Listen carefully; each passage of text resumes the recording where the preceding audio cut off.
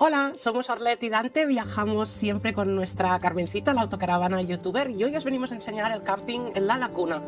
Es un camping en Empuriabrava precioso, os lo recomendamos al 100%, es un camping maravilloso, tiene 2 lagunas y además está en primerísima línea de mar en Empuriabrava, una zona muy bonita de la Costa Brava, así que os lo recomendamos al 100%. Estuvimos muy tranquilos, hay unos servicios estupendos, hay un restaurante muy bonito que abre a mediodía y por la noche, tienen una pequeña tienda, tienen una zona que no grabamos, pero está a la entrada del camping, que hay ponis o hay caballos para los niños y la verdad es que tienen muchas actividades que hacer y como veis es un camping espectacular, de verdad.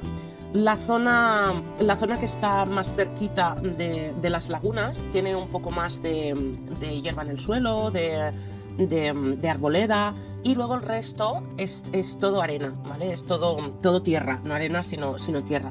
Y luego tienes unas parcelas que están a primera línea de mar, que también tienen unas vistas al océano maravillosas. Tiene bungalows, tiene para vaciado muy cómodo, muy cómodo para vaciar y llenar aguas, la verdad, muy bien.